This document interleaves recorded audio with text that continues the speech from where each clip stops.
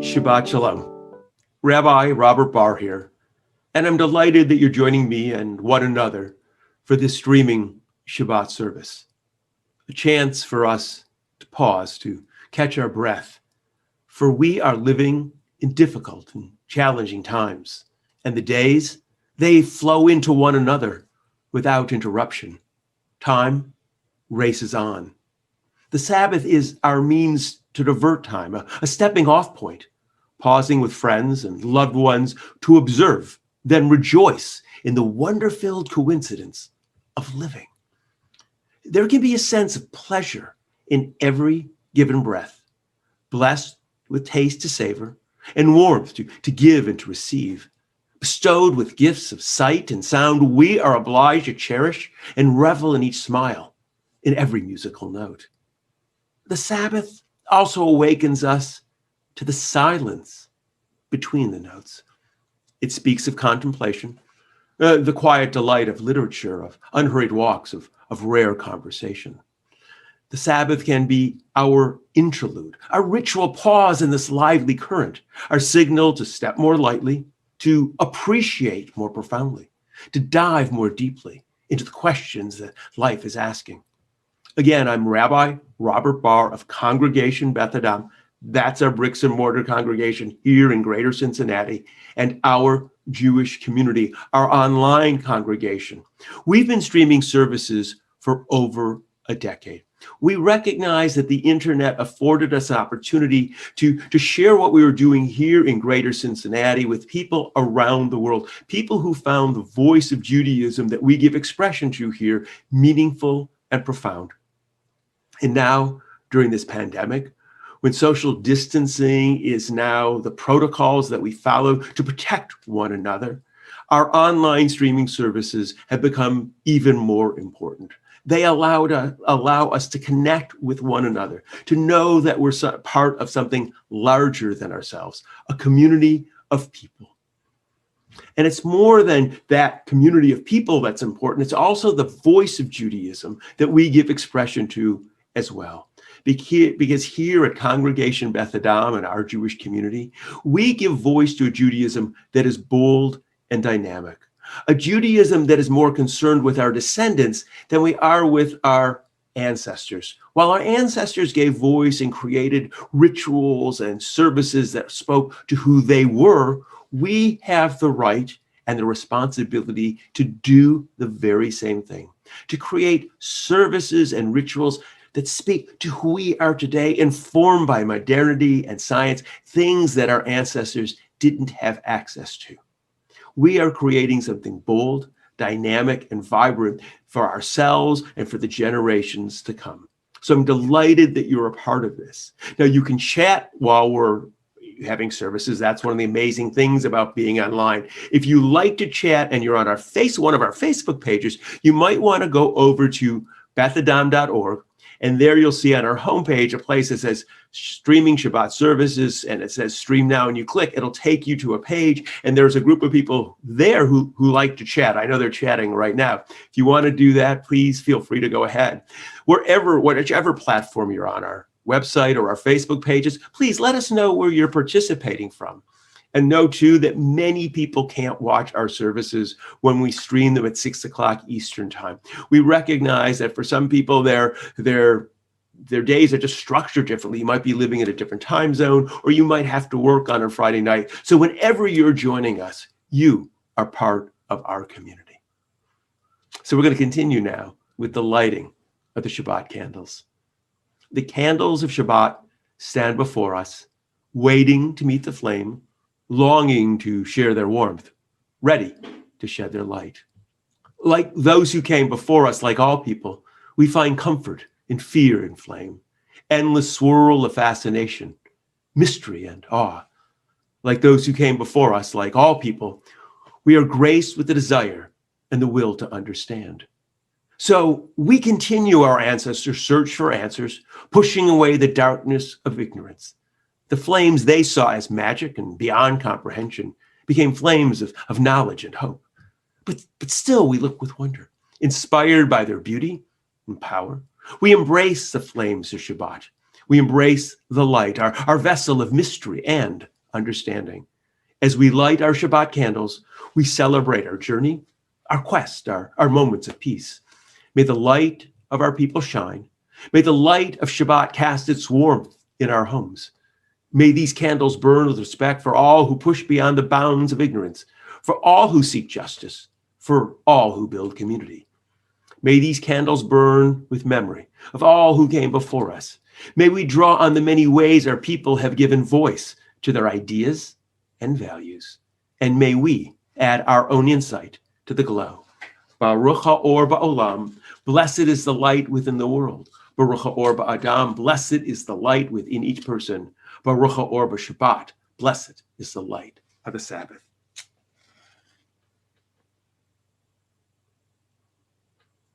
Okay. I struck one match, got it all done. Some of you know, some nights, some Shabbats, I have more problems getting these matches than others. Tonight was great. So I'm glad you're joining me tonight for this conversation that I was able to record with Rabbi David Burstein a couple days ago. It is about Jewish pirates, really. Jewish pirates. He's going to explain how he happened to discover Jewish pirates in his research, why they've become part of Congregation Beth Adam and our religious school. And you're going to go to learn about a fascinating part of Jewish history, which so many of us know nothing about. So enjoy. Arr.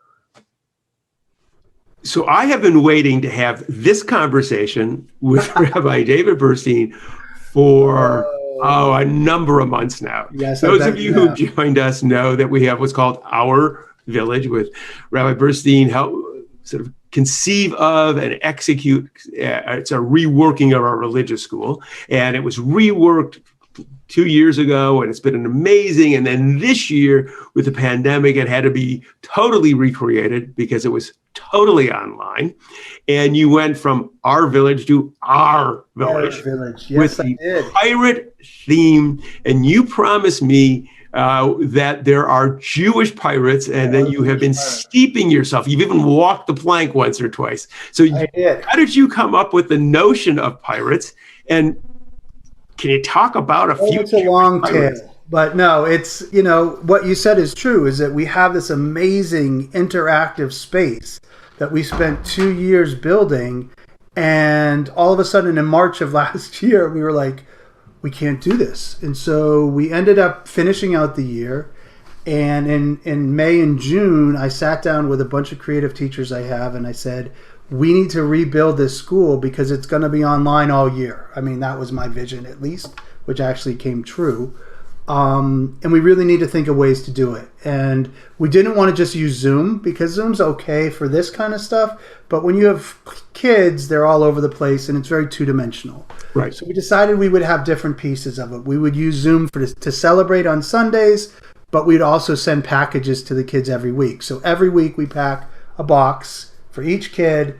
I deliver them to their house. We drop them off and they get the package, and then they use a video platform we have to do videos about their package during the week. So we were in the summer, and I was meeting with a bunch of teachers, and someone said, oh, it's like we're giving them treasure boxes. And someone else said, we should do pirates this year.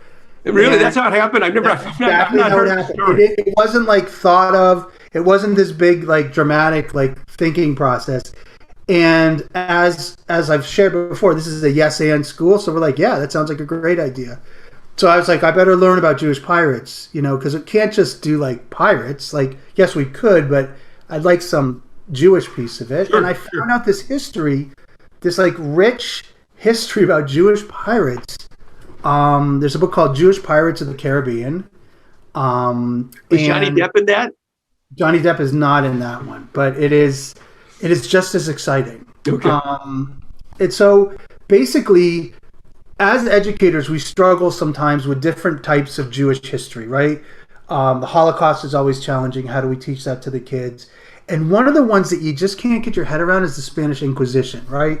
Like, we could use the Mel Brooks and make it silly, but it was really not a silly time. No. It really had a lot of effect on diaspora Judaism, on Judaism all over the world. So, interestingly enough, Jewish pirates fits right into that story because during the Spanish Inquisition, there was also Inquisition in Portugal and other places.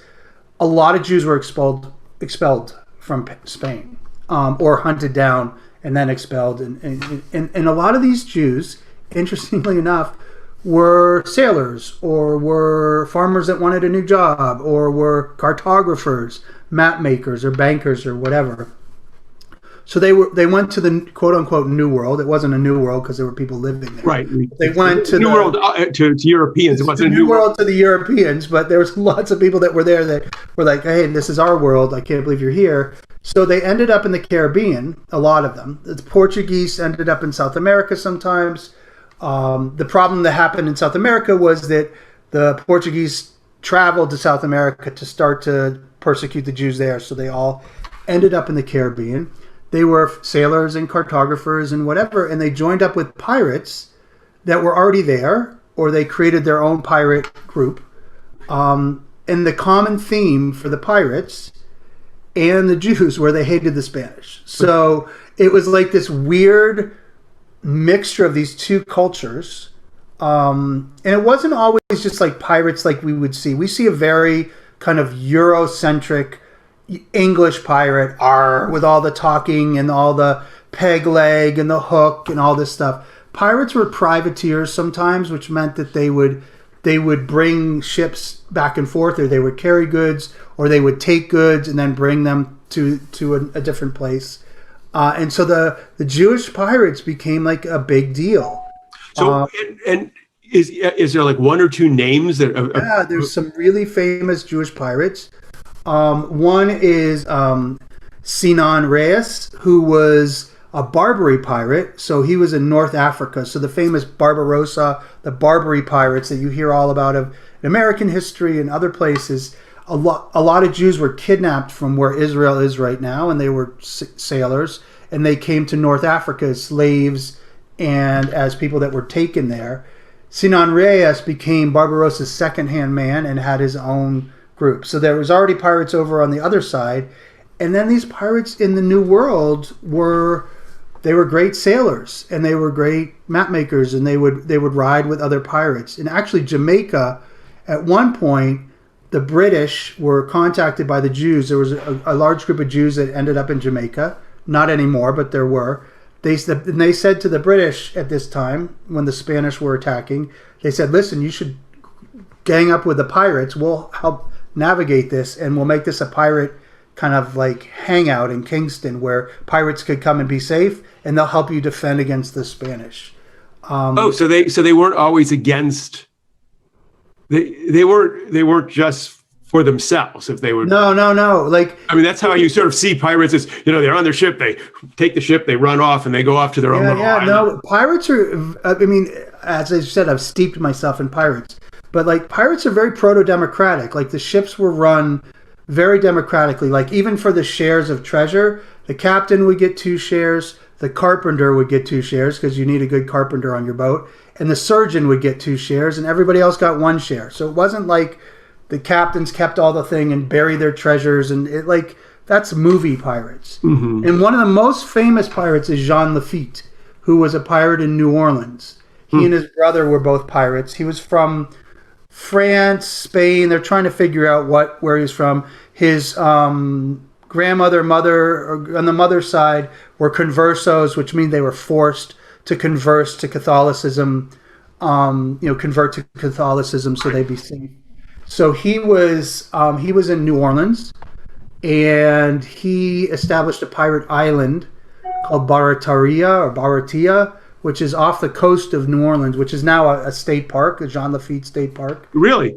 Yeah, and he and his brother were blacksmiths, and then they would run the goods through their thing. And during the War of 1812, Andrew Jackson came down to New Orleans, and they wanted to attack New Orleans from the back through the swamps, and Jean Lafitte's group knew how to do that, so they paired up with them, and he helped win the war down there. It's crazy. So it was so fascinating to me. It's such a rich history and an interesting history and such an unexpected history. I don't recall ever seeing it teaching it in Jewish education. I mean, I've gone through other educational materials to come up ideas over the number of years at Beth Adam, and you just don't see much about Jewish pirates. How is it that this Rabbi Gary Zola at the archives, the Reform Archives here in Cincinnati, and he didn't know a ton about Jewish pirates. So it was like, he's like, I want to know what you learn, and like, and it is it's a bizarre kind of history because it's not really well known. So people are like, is it real? Is it not real? But it makes sense. Sure. It makes sense if you think about this kind of pushback against the Spanish. Also, the connection the Jews had in Amsterdam and other places in Europe in the banking industry. So they could move money. Sometimes they would send banknotes back to Europe from the Caribbean because it was easier to just... So if they got caught, there wasn't a thing full of treasure. It was just a banknote. So they ran these banks all over the place, and they moved the money, and and so when I heard that, I was like, this is fun, and we can do it. And then I started to look at kind of what pirates are. They're like disruptors, pushing against the norm, and so we kind of really have played up on that disruptors kind of piece of it, and the attitude that we're a crew and that we work together. And the kids have really responded, and it's funny, the teachers have really responded. Yes, I've seen them in the morning. We all wear pirate gear every Sunday with the kids. We send out do you know packets that they have a folder or a binder that they put stuff in. So it's about whatever we're teaching them about Judaism that week.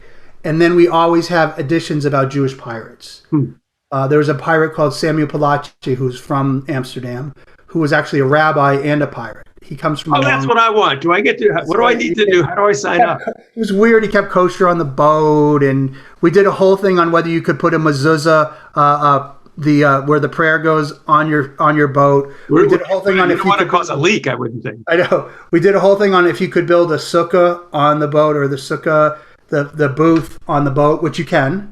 And so it was a really cool way for us to teach them about Jewish law and let them play with it. And what I like thematically, we just have gone through this to now. And the second half of the year is going to be what happens when a pirate lands and has to build a community. Like when you're not sailing anymore and just doing whatever you want, because that was always a challenge, right?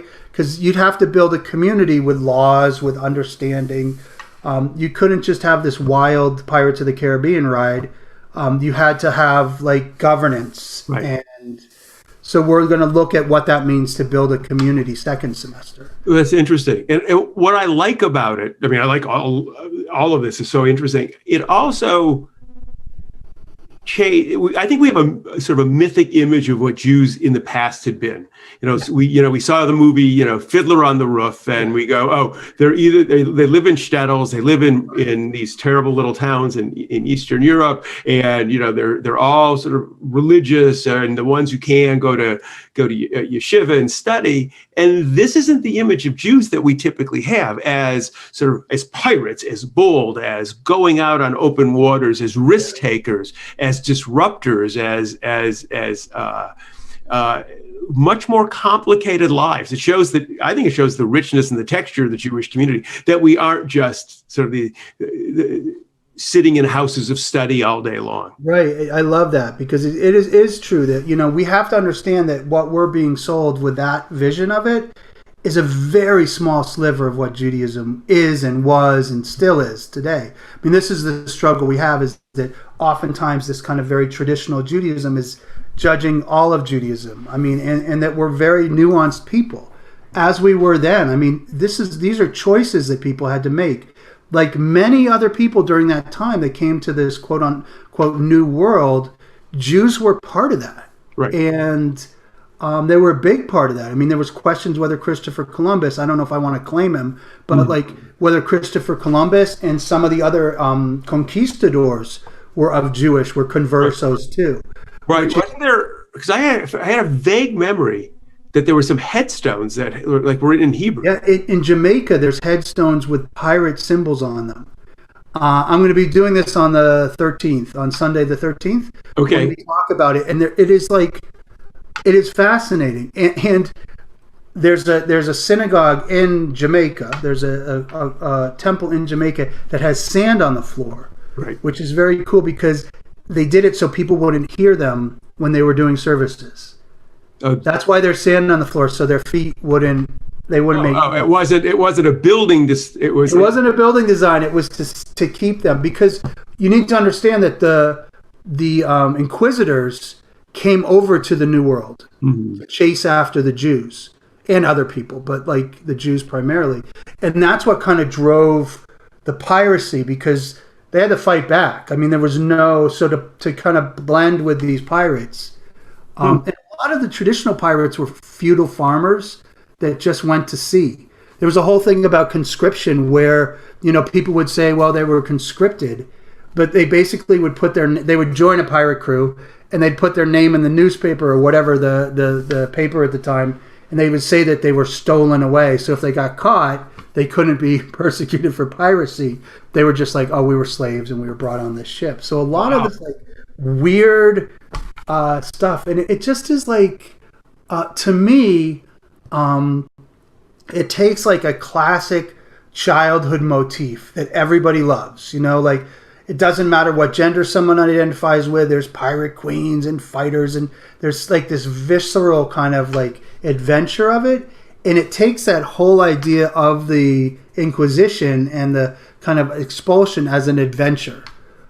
We don't hear about that. We just hear that we were kicked out of Spain and we ended up somewhere else where we were kicked out of. Well, a lot of people ended up in the Caribbean, or at least a group of these people. Right. It opens a whole new window of understandings of the complexity of Jewish history and the texture, the nuance, that we weren't always, because a lot of times we teach the kids about victimhood, frankly.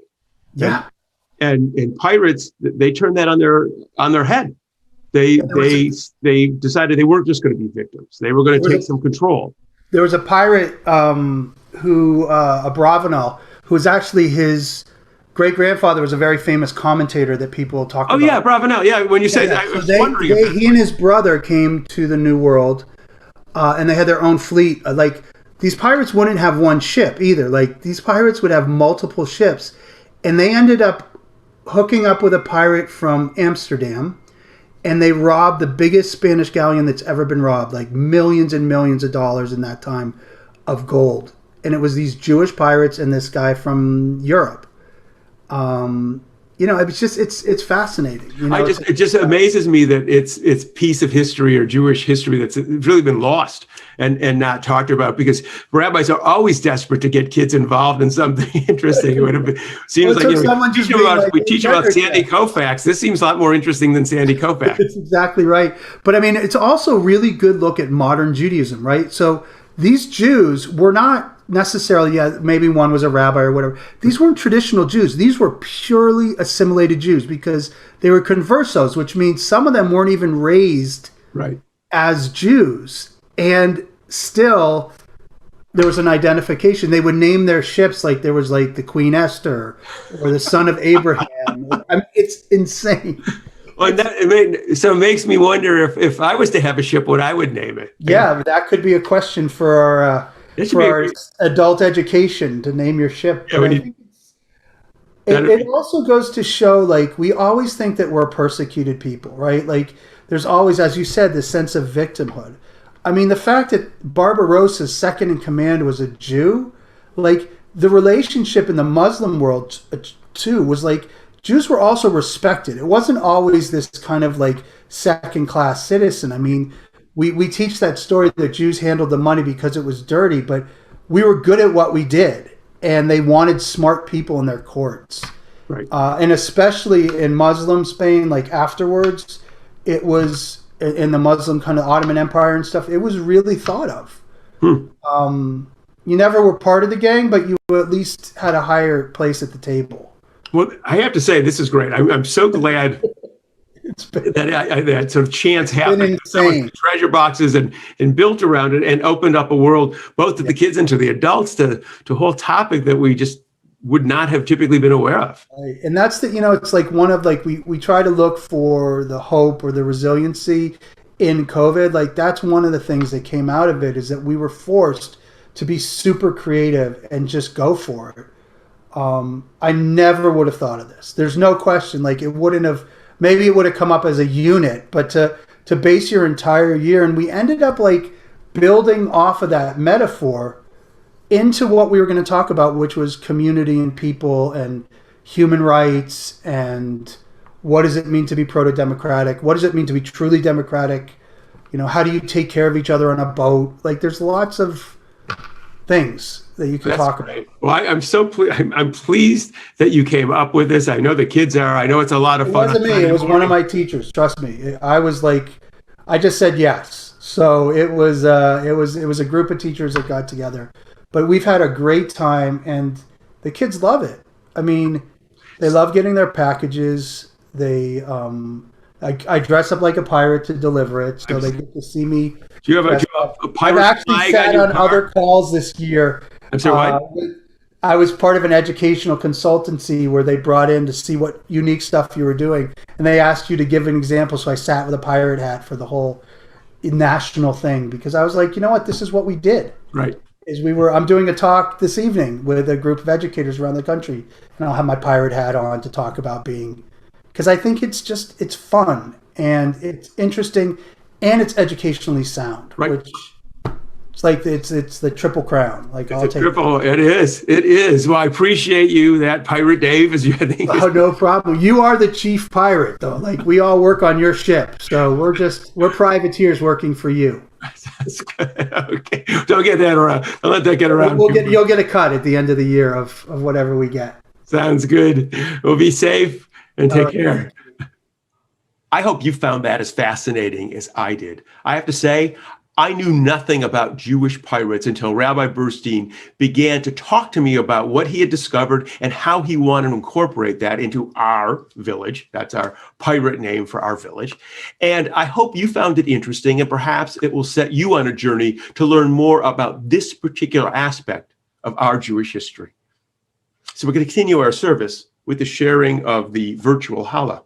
We do this because food connects us with one another. And it's an affirmation that we long to be together. And at some point, when this whole pandemic is over, we will be able to gather around our tables and share challah with one another. So at this moment, we come together to welcome the Sabbath.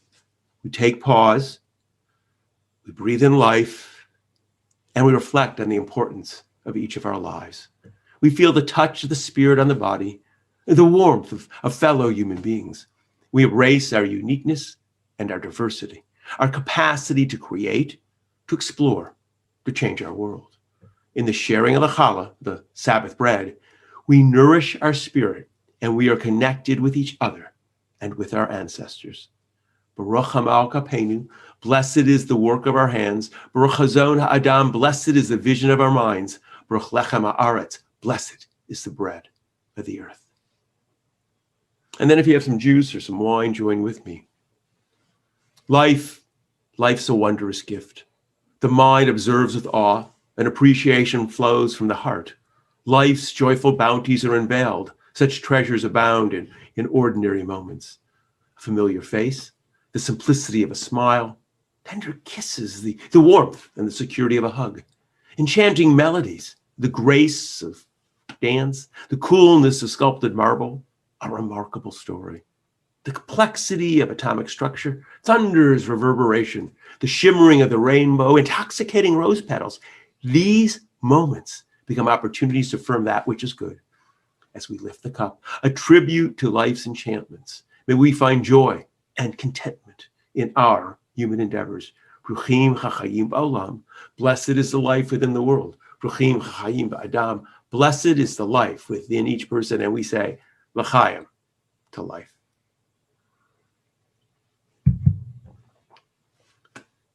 So I'm delighted that you shared this service with me and with each other. I always invite you to go to bethadam.org. That is our website. And there you can find materials about Hanukkah. Hanukkah is just around the corner, so you can go there. Activities for adults and children. history facts about the holiday, how it really evolved. There's a workbook that you can use if you have kids that you want to work with that have activities for adults and kids to do together. You can listen to my Christmas Eve sermon that I gave at a church as well. So there's a lot of materials there under Hanukkah resources. Go to education. I also encourage you there to go to Bar's Banter. That's my weekly podcast. You can listen to it on the website. I update that pretty much every Tuesday. Also, at this time of year, I would ask that if you have the capacity and the ability to make a donation to Beth Adam and to our Jewish community, that you do so. Your year-end gift helps us to continue the work that we're doing, no matter what you give. It is important to us. It's both financially important, but it's also intellectually important, if you will, emotionally important. Your contribution is an affirmation that what we're doing reaches and touches others. Now, I know some of you have already done so, and we greatly appreciate it. If you decide you want to make a donation, you go to bethadam.org. At the top, you'll see donate. You'll go to donations, and there is a page that you can make a donation, and there's a pull-down menu. And we ask that you put it under our Jewish community tribute. That way we can associate your gift with who's donating it and how you learned about our activities. So I'm delighted you're here. I'm delighted we were able to share this time together. We're going to continue our services again next week at 6 o'clock. And we close with the words we close with each week. May we know blessings those who are near. May we know blessings those who are far. And may this day bring its goodness to everyone soon, wherever they are. Shabbat Shalom.